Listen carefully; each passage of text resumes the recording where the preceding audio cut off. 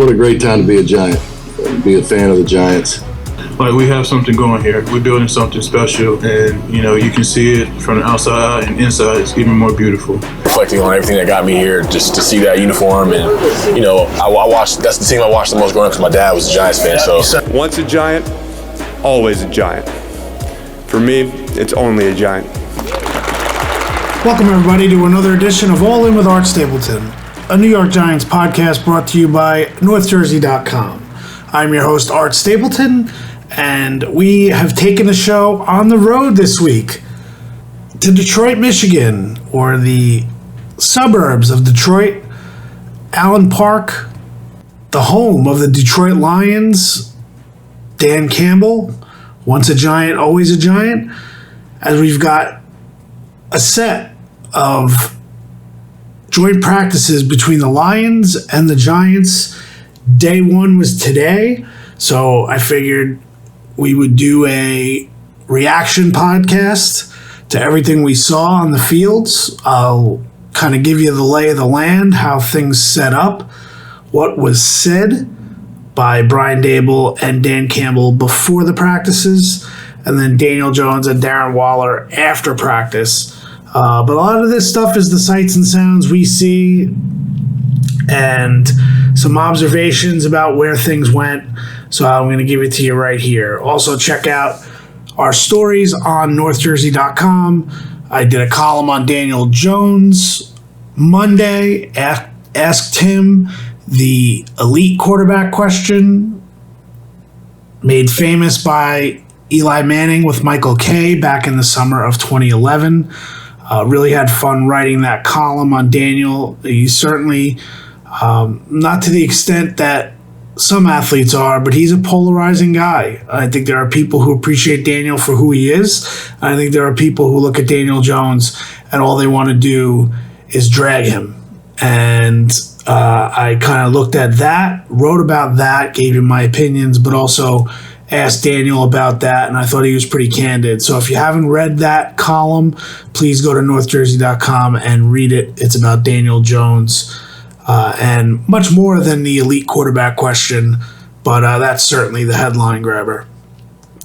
Also did a story on Kayvon Thibodeaux. This is an interesting week for Kayvon. Obviously, the Giants and the Lions played last year in the regular season, but for Kayvon to come here this week in the start of year two, knowing that if things were different, he could have been a Lion. Instead, they went Aiden Hutchinson, and Kayvon landed 3 spots later with the Giants. I thought Kayvon was pretty candid in terms of how he viewed his year one and his rookie season. He was not pleased from a statistical standpoint, but he thinks that he probably took the wrong approach, that his approach should have been more about his overall game, and he had it in his mind that numbers were going to determine his success, so only ending up with 4 sacks during the regular season. And let's be honest, those were pretty impactful sacks. You can think of 2 of them immediately off the top. It was the game that earned him the nickname the closer inside the locker room when he strip sacked Lamar Jackson and the Giants went on to beat Baltimore. And then obviously his performance in prime time against Washington when he strip sacked Taylor Heineke, scooped up his own fumble, and rumbled into the end zone for a touchdown to kind of get things started on the game that really tilted the playoffs in the Giants' favor, and then ultimately they ended up clinching against Indianapolis. So we're not here for a history lesson, although I think we could go down memory lane a little bit. This is my second time here for joint practices between the Giants and the Lions. The first time was 2018. Pat Shurmur was the coach. Eli Manning was the quarterback. Odell Beckham Jr. was weeks away from signing a long-term lucrative deal that we all believed would keep him with the Giants at least for the next part of his career. And we know how that worked out the following offseason. And then you think about Saquon Barkley as a rookie. and how far he's come and really the ups and downs that he's had to deal with and endure. And then you look at this offseason kind of setting a different tone for Saquon going into this camp and this summer and then ultimately this season. I think back to 2018, the preseason game, Saquon did not practice all week because he had hurt his hamstring right before the Giants made the trip to Detroit. So he was on the side. At the game at Ford Field, cameras caught Saquon and Barry Sanders, who Saquon considers one of his childhood idols. Mirrors, obviously, his game in some ways after Barry Sanders, and who wouldn't? Pro Football Hall of Famer, so a lot of respect there. The respect was mutual. Barry Sanders showed that to Saquon. Now, 5 years later, today, after practice, there's Barry Sanders talking to Saquon Barkley, and, we weren't able to speak with Saquon to get an idea as to what they had discussed, but here's where I stand on the Saquon situation is that, and I kind of wrote this in an observations column that's on NorthJersey.com. The reality is, with Saquon, we were going into the summer thinking that we were going to be writing about Saquon every day, that we would be talking about Saquon. It would be, where is Saquon? And here's the impact without Saquon. Here's what the offense looks without him. And something funny happened on the way to him signing the compromised one-year deal on report day back at the end of July. And what happened is that from that day forward, it's almost like Saquon has become an afterthought, a footnote at Giants practice. Part of that is because of the way the drills are set up. The running game is very, sparse. You don't want too much contact. You don't want tackling to the ground. So you almost have to imagine what runs would be in certain circumstances. You watch the blocks. You see how the blocking scheme worked. You see how he hits the hole. But today, the two best plays, I thought, for the Giants offense were Saquon Barkley plays. One, he had a run kind of up the middle, really more towards the right side, off of John Michael Schmitz, the rookie center. We'll get to him in a little while. And Saquon basically hit that hole, made that cut, and decisively was heading down the rest of the field. Now, who knows if the Lions would have been in position downfield to make a tackle on him, but it was an impressive run nonetheless. Good block by Schmitz, and away Saquon went. Now, another play was, and this is all an 11-on-11, it was a screen to Saquon, and Andrew Thomas really made the play happen. He held firm in the pocket, was kind of a lot deeper than he would like in the pocket, but he held firm and gave Daniel Jones enough time on a delayed screen to Saquon, and then Saquon was in the open field, and it was one of those down the field. And, that is what you love to see from Saquon in this offense, where he's at. So you're going to hear a lot about the offense today and how they didn't look great. And, is it just because it's a product of going against another team and, it's okay to beat up on their own team, but they're not going to be very good? There were positives and negatives on the offensive side. Now, I spent most of my time today on the field that had the Giants offense going against the Lions defense. And part of the reason is because I just wanted to see how the pieces fit together for the Giants, not just offensive line, but see how Daniel Jones played. And I'll tell you this, Daniel Jones was off a bit on throws to the sideline, deep throws to the sideline. He had two to Darren Waller. Darren Waller had a linebacker on his back. The first one, I think Jones underthrew it a little bit, and Alex Anzalone, a linebacker, was able to knock the ball away from Waller, but it was really a bang-bang play in that situation. And then another one late in practice, he had Waller deep, and Waller had a step on another linebacker, and Jones overthrew him. So I think they're still working through that rhythm, trying to find that rhythm, especially in a competitive period for Jones and Waller. We've seen what they've been able to do in 7-on-7. We've seen what they've been able to do at times in team periods against their own team. But I do think it's still a work in progress. Now, you got to remember in these practices, the way they structured the 11-on-11 and 7-on-7 today, they essentially had 4 to 5 plays, and that was it. They were off the field. I know the cynic will say, well, that's all they have anyway, because then they come out and punt. But that's not the case here. So it is kind of disjointed in a way that the Giants really didn't find much of a rhythm. And I don't believe the Lions found a great rhythm either. I think it's one of those things where, you're looking at what can this offense become over the course of the next couple weeks now, because this is another phase. We've seen what they can do in camp. We've seen that 2+ weeks. We've been impressed with some of the pieces. Now we have to see how the Giants put those pieces together schematically. And a lot of that is the running game with Saquon Barkley and Daniel Jones. And there were a couple of runs that Daniel Jones made today that, had this been in a game, they were gaping holes. Jones would have taken it the distance, most likely, and gone into the end zone. And all of a sudden, plays look a lot different than what they would if they blow it dead, because they don't want the quarterbacks out here running in joint practices. So that's something to keep an eye on.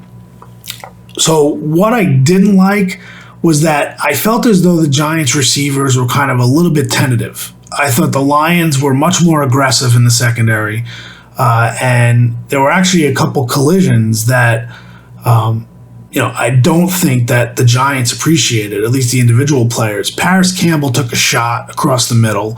Obviously, they didn't throw a flag. There wasn't any screaming and yelling, but you could tell they weren't ready for that.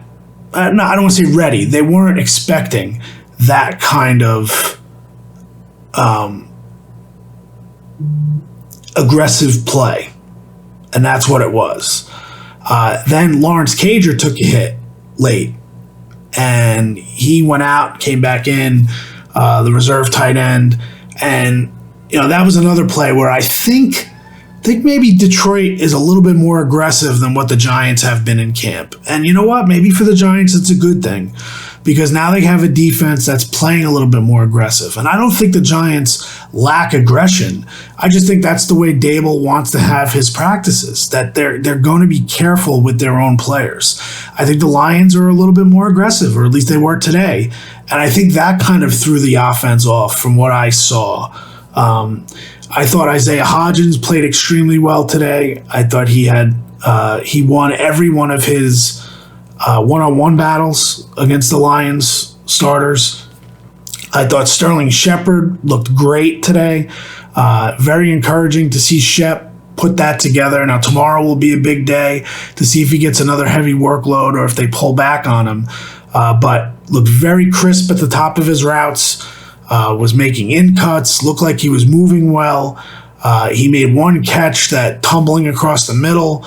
Like I said, with that contact from the Detroit DB, and Shepard kind of held the ball to his hip for a catch as he tumbled to the ground. So I thought that was impressive. With Waller, anything over the middle is a catch for Waller. That's what it looks like. That's what it feels like. So I think the Giants were really conscious of trying to get things to the sideline. And I think they were trying to work on that. And it was as evidenced by the lack of connection. I think that's something that they will work on and continue to work on to try to build that chemistry in game against a live defense, and kind of work on that, the ball placement, and Jones knowing where Waller wants it, and Waller knowing where he wants it if he's going up for it. So that's kind of how I look at it. So I'm not waving the white flag. I'm also not going against anyone who's saying that the offense didn't look great today. I don't think they looked great overall, but there have been many days this summer that they have absolutely looked great. What I think is that in order to truly assess where they're at, I think you've got to take some positives out of here and see how they're going to build now on the positives. They're not going to game plan for the Lions, just like the Lions aren't game planning for the Giants. So if you run against schemes that kind of go against what the play you called and what you had on your script, you're not going to all of a sudden go back into the huddle and say, we're not going to run this play, because that's a play that you think is going to work in a game against a team, that how they're going to attack it. So that's just where we're at with that. Let's talk offensive line. I think Andrew Thomas, again, is just slow and steady. And when I say slow, I don't mean physically slow. I just mean it just seems like everything is at a crawl with him, that the game is coming to him so easily. You know, when he was a rookie, everything sped up. Players were coming after him, and it seemed like everything was too fast for him. Mentally, physically, and just the way that happens. It happened to Evan Neal last year. When things kind of spin out of control, things happen too fast, and you can't kind of regain your composure. A couple times today, Thomas may have gotten beat off the line initially, and he recovered. His recovery ability with his technique is about as good as I've seen it since he's been here. I mentioned John Michael Schmitz, and I'll mention him again. I don't think the Giants are looking to continue this competition at center. I think they will continue to get Ben Bredeson work there. But I think this is Schmitz's job to lose. I think we've said that going back to the spring. And I think I like the command that Schmitz is showing. I think this was good for him to go up against a different team, to not go up against Dexter Lawrence every down in practice. Because as good as the Lions are going to be this year, and as much as people are throwing them bouquets, they don't have Dexter Lawrence at nose tackle over the center. So I think it gives Schmitz a little bit of an opportunity to take a breath. There were no issues with his snaps today. Like I said, he looked really comfortable with the combo blocks. We know the Giants have had problems with stunts, especially on the edge and in the interior. Schmitz looked like he picked that up very well.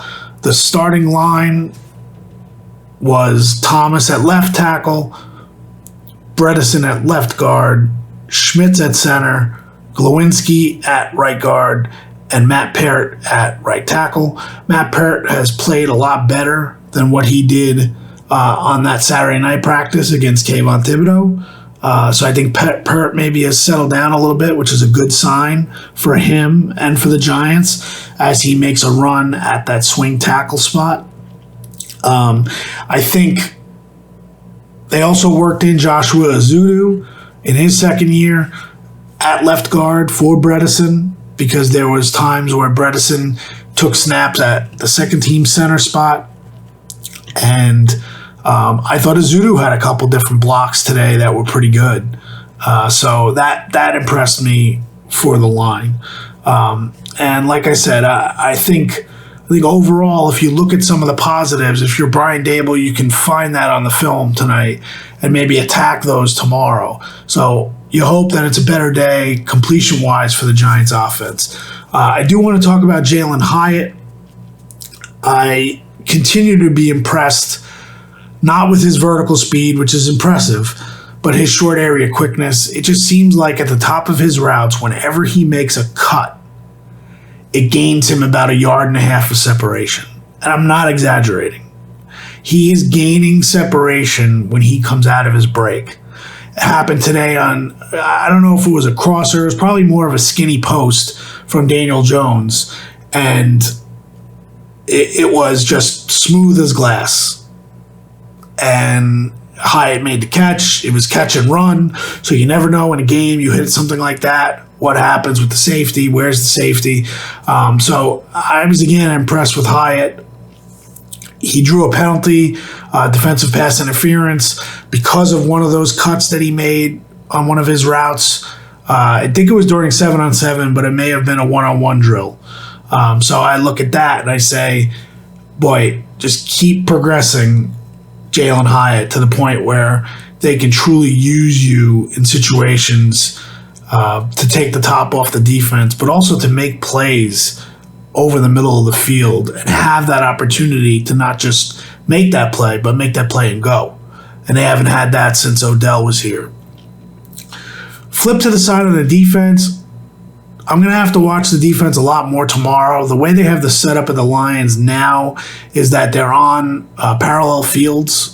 So the Giants defensive starters were going against the Lions offensive starters on one field, and then we were watching the offensive starters for the Giants against the Lions defensive starters on the other field. So all I can tell you is this. I've heard that the Giants more than held their own up front, which you would anticipate defensively. I heard they were impressive offensively in the one-on-one drills, which were held on a far corner of the field that really we could not watch. I may try to bring my binoculars out tomorrow and get a better view. But I think that's good for the Giants defense. I know one-on-ones are always difficult for the DBs. Nick McLeod had an interception in one-on-one, which is rare. I think that was a good thing. I had also heard that Bobby McCain played pretty well today with the second and third team at safety. When they went to team goal line, Jason Pinnock played pretty well. Xavier McKinney, I thought the defensive front played well. You know, the Lions ended up running the ball in a couple times, but I think that play would have been stopped. Xavier McKinney had a running back stopped at the 2-yard line and just kind of let him go, and the fans explode, and so they think it's a touchdown. But I think that play ends right there, the way McKinney stopped Hawkinson last year in the playoff game with the Vikings. I think he makes that play, and the Giants get off the field in that situation. So that about wraps it up. Make sure you check out my observations. Like I told you, the Daniel Jones feature column, the Thibodeau feature column, Friday morning, 10 a.m., and I'll keep reminding you, the debut of All In on New York Giants newsletter, NorthJersey.com/All In. Put your email address in, you're subscribed, you will get the newsletter Friday morning, 10 o'clock in your inbox. We will have different elements to lead off, try to make it some personal every week. One idea I have is you guys can email me your story, how you became a Giants fan. And then every week I'll include one of those in the newsletter. I think that'll be fun. You get to know some of your other Giants fans. You have a cool story. Is it a legacy thing in your family?